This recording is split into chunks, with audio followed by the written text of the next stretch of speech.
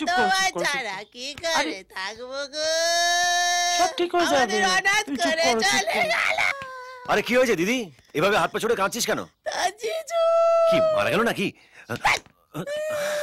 তাহলে নিশ্চয়ই ঘুষ নিতে গিয়ে ধরা পড়েছে। তাহলে কি? ওই যে ফিরোজ ভাই আছে না, তাকে গ্রেফতার করতে গিয়েছিল। ফিরোজ ভাই ওকে গ্রেফতার করে নিয়েছে। এই ফিরোজ ভাইটা কে? ও অনেক বড় গুন্ডা, পুলিশ ওর এলাকায় ঢুকতে ভয় পায়। আরে তোমার জিজু তো মেডেল পাওয়ার লোভে ওর এলাকায় ঢুকে পড়েছিল, কিন্তু নিজেই ফেসে গেছে।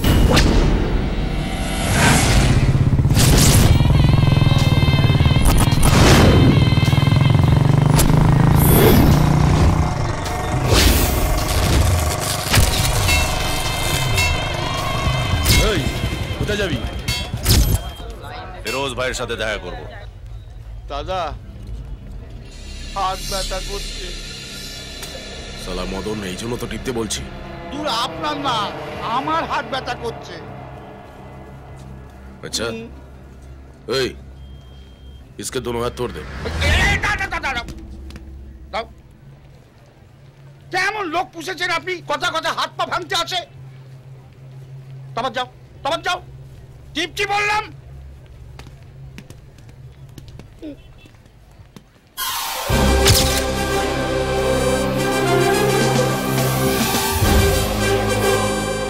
আজ আবার আমার ইউনিফর্ম পড়েছে, 100% কিছু খারাপ করবে।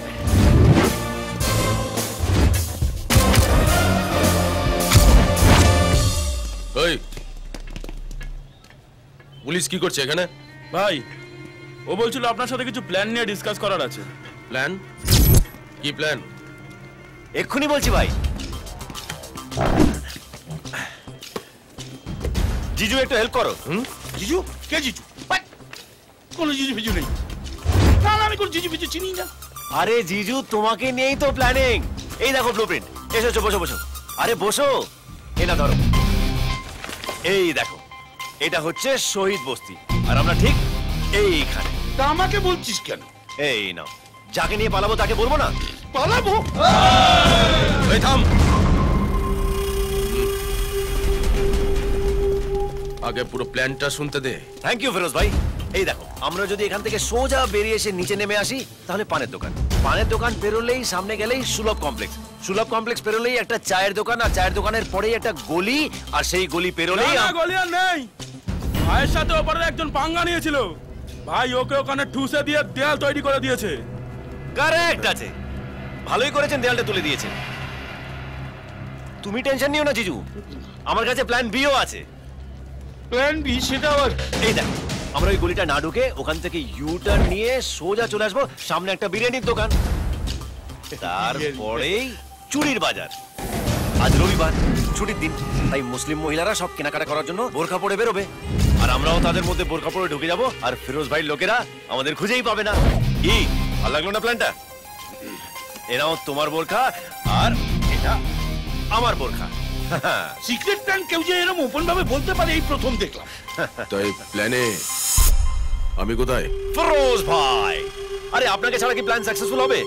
আপনাকেই তো নিয়ে যেতে হবে পুলিশ স্টেশনে। এই নিন, আপনার বোরখা।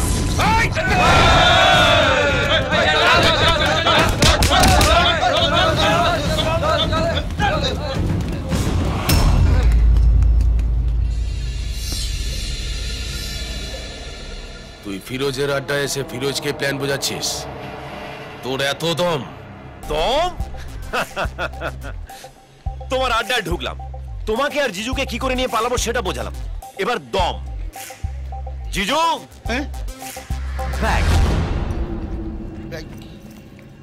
দম ঘড়িতে হয়, বুকে হয়, আলুতেও হয় শুনেছি, কিন্তু দম যে ব্যাগে হয় এই মোড়ক ঝুড়ির কাছে প্রথম শুনলাম। দাও দাও, ব্যাগটা দাও। কি হলো, ফেটে গেল?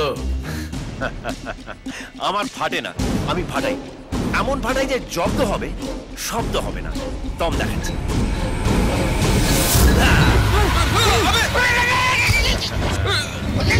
এবার দেখো, আরো দম দেখাচ্ছি। দম।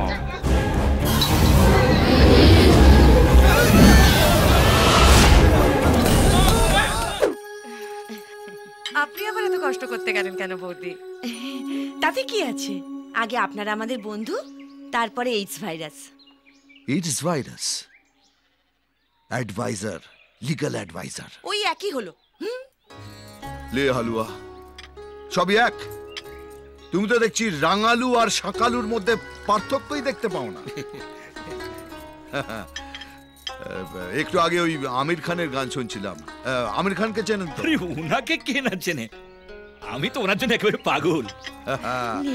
একে বলে গুণগ্রাহী, গুণের কদর করতে জানে। আর তুমি এদিন চণ্ডী পাঠ, ওদিন সীতা পাঠ, এখন আবার কোন একটা বগলা বাবা বেরিয়েছে তার কাঁচা ধরে টানছে। এতে বৌদির কোনো দোষ নেই দাদা, সব দোষ আপনার। আপনি তো বৌদির গায়ে শহুরে জল হাওয়া লাগতেই দেননি। গ্রামে থেকেও অনেক কিছু শেখা যায়। গ্রাম হলো দেশের শিকড়, আর আমি সেই শিকড়ের মানুষ। আপনি তাহলে আপনার ছেলেকে বিদেশে পড়াশোনা শিখতে কেন পাঠালেন? আমি এই গ্রামেই জন্মেছি, এখানেই বড় হয়েছি, আর এখানেই জীবন শেষ করব। ওদের ব্যাপারটা একটু আলাদা, ওদের সময়ের সাথে পাল্লা দিতে হবে। ভগবান না করুন আপনার অবস্থা যেন হরনাথ বাবুর মতো না হয়। কেন, কি হয়েছে? আপনার মতো হরনাথ বাবু তার ছেলেকে লন্ডন পাঠিয়েছিলেন পড়াশোনা করতে। কি হলো? ছেলে হয়ে গেল মডার্ন, হাইফাই, আর তিনি আর তার স্ত্রী যেমন ছিলেন তেমনই রইলেন কাইয়া। বাবা মাকে বন্ধু বান্ধবদের সামনে নিয়ে যেতে অব্দি লজ্জা পায়, একসঙ্গে থাকা তো দূরের কথা, মা বাবা বলে ডাকে অব্দি না। তারপর একদিন ইউ ব্লাডি দেশিস বলে চলে গেল। তারপর আর বাপের মুখ দেখেনি। ভদ্রলোক মরার দিন পর্যন্ত চাতক পাখির মতো ছেলের জন্য হাপিত্তেশ করেছে। হায় ভগবান, আমাদের বুবুন যদি আমাদের সাথে এরকম করে তাহলে তো আমরা মরেই যাব। আমি কতবার ওনাকে বলেছি চলো না আমরা একবার শহরে গিয়ে থেকে ওখানকার আদব কায়দা শিখে আসি, তা কিছুতে আমার কথা শুনে না। হ্যাঁ গো, চলো না একবার শহরে। আচ্ছা, 1 মাসের জন্য। বায়না করো না ভাবজি। হরনাথ বাবুর কষ্টটা তো নিজের চোখে দেখেছি। ভাবজি আপনার কাজ করুন। হ্যাঁ, এই সমস্ত ফাইল একটু একটু দেখে নেবেন। আর ওই সোনালী কেমিক্যালসের ফাইলটা আমি সামনের সপ্তাহে দিয়ে দেব। আপনি বুঝবেন। আজ তাহলে আসি। আচ্ছা ঠিক আছে। একটা রিকোয়েস্ট ছিল স্যার, মানে যদি কখনো আমির খান আপনার বাড়িতে আসেন তাহলে যদি একটু খবর দেন, মানে তাহলে একসঙ্গে একটা ছবি তুলতে পারি আর কি। উনি তো অনেকদিন আগে মারা গেছেন। মারা গেছেন? হ্যাঁ। কি বলছেন দাদা? এই তো কিছুদিন আগে 3 ইডিয়টস দেখলাম। 3 ইডিয়টস? আমি ওস্তাদ আমির খানের কথা বলছি। ওর নাম কখনো শুনেছেন? এই চলো, ট্রেনে দেরি হয়ে গেল, আসছি। চলো চলো চলো চলো চলো। তিনজনই একই শোরুমের মাল, 3 idiots. James bond Bangla version গত থেকে সত্য টেনে আনে। সুইটি ওর বয়ফ্রেন্ডকে নিয়ে সারাদিন কাটিয়েছে, সিনেমা দেখেছে, পপকর্ন খেয়েছে, কোল্ড ড্রিঙ্কে চুমুক দিয়েছে। এত কাছে কিন্তু কত দূরে, মাঝখানে 2টো সিটের দূরত্ব ছিল। এবার কি বলবে দিদি, এটা লাভ না লোকসান?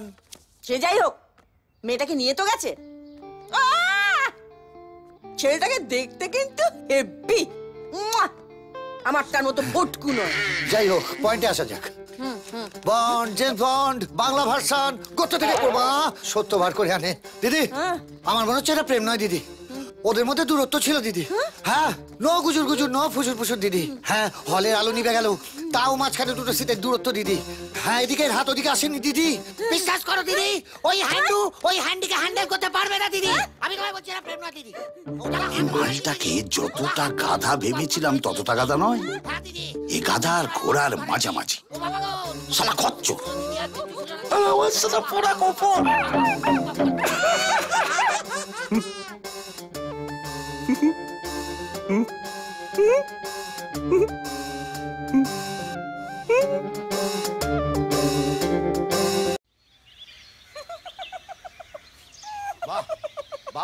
বাবা অসাধারণ কিস।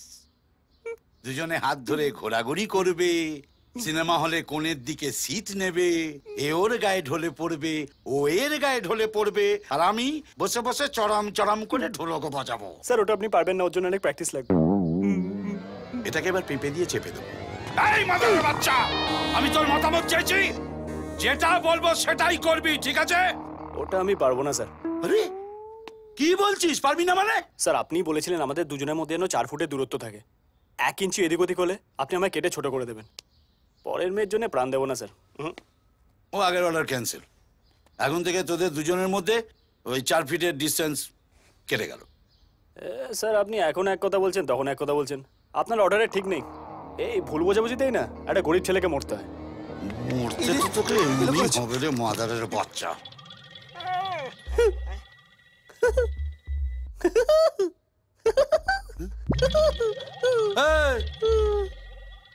হাসছিস কেন? স্যার আমি বোঝার চেষ্টা করছিলাম যে আপনার অর্ডারগুলো আমি ঠিকঠাক বুঝতে পেরেছি কিনা। হ্যাঁ, তো কিরকম বুঝলি? ঝর্ণা জলের মতো পরিষ্কার। তার মানে আমরা এখন দুজনে হাত ধরাধরি করে ঘুরতে পারবো, দুটো মিষ্টি মিষ্টি কথা বলতে পারবো, আর সিনেমা হলে অন্ধকারে টিকিট কেটে কর্নার সিটে। বাস বাস বাস বাস, অনেক হয়েছে, আর বলতে হবে না। চল হট হট। এই মাদারের বাচ্চার জন্য আমার লাইফটা হেল হয়ে যাবে। এই ভন্ডের জন্য। দাদা ওটা ভন্ড নয়, বন্ড। তুই আবার মাস্টারি শুরু করেছিস?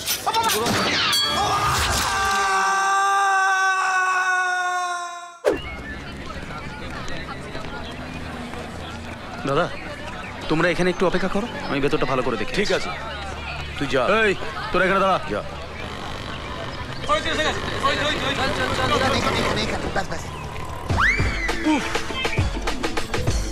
ওই তো ওই তো ওই, এসো এসো, বসো বসো। এই তোদের কেউ ফলো করেনি তো? ফলো করবে কেন রে? যাবে তোরে যা। এই শোন, তোরা এখানে চুপচাপ বসে থাক, আমি ভেতরে গিয়ে দেখে আসি সব ঠিকঠাক আছে কিনা। ঠিক আছে যা। এই মনে হচ্ছে এটাও ভাগম ভাগ কেস। এনে একটা একটা একটা বাজেট করে চলতে হবে। খাবে? জানি তুমি খাবে না, মাংকু আমার। কারেক্ট লাইনে আছো, একটু হিসাব করে চলতে হবে তো। ভেতরে জিজ্ঞেস করছে মেয়ের বাড়ি থেকে কেউ এসছে কিনা। বল, ওরা মেয়েকে খুঁজতে গেছে, বল। এই যে মেয়েটা কাঁদছে কেন? ওর হতভাগা বাবার জন্য। সালা টাকার কুমির, এদিকে কলিয়াটা এখন পুরো ইঁদুর ছাড়ার মতো। ওই বাবার জন্য আবার কাঁদছে। কি বলবো কাকু, আমি অটো চালাই বলে মেয়ের সঙ্গে আমার বিয়ে দেবে না? ভাবুন, প্রত্যেক দিন 50 টাকা তেল পুড়িয়ে প্রেম করেছি, সেটা ফালতু। তোমার বাবা তোমায় কি খাইয়েছে?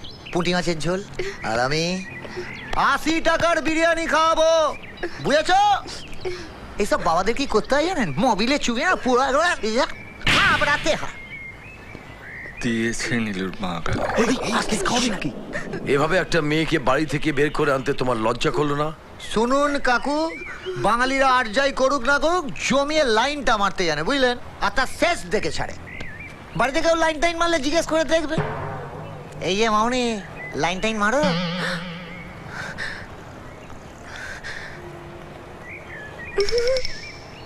এইটা নিল ডান গালে। চুপ কর না। প্রেম, সীমার বাবা জানতে পেরে গেছে তুই ওকে নিয়ে পালিয়ে গেছিস। ওর আত্মীয় স্বজনরা সব খুঁজছে। এই যা তো যা, খুঁজতে বেরিয়েছে। এই আত্মীয় স্বজনগুলোই না যত নষ্টের গোড়া।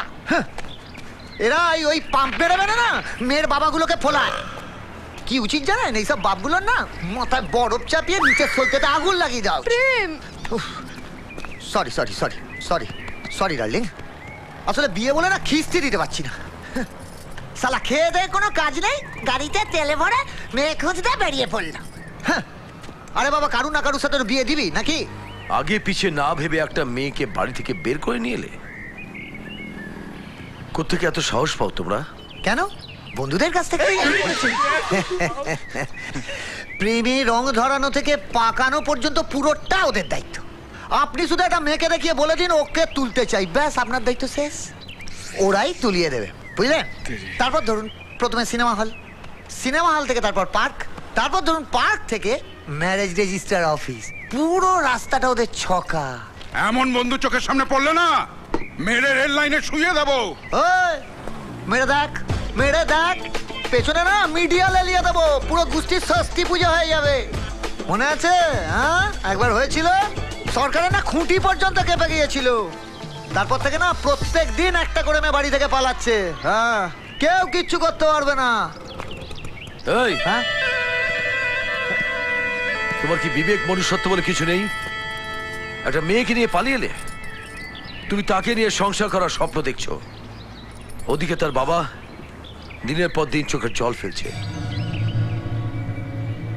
বাবারা মেয়েকে কষ্ট করে মানুষ করে, আর তোমাদের মতন কেউ এসে তাকে নিয়ে পালিয়ে যায়। একটা বাবার যে এটা কতটা যন্ত্রণাদায়ক সেটা বোঝো।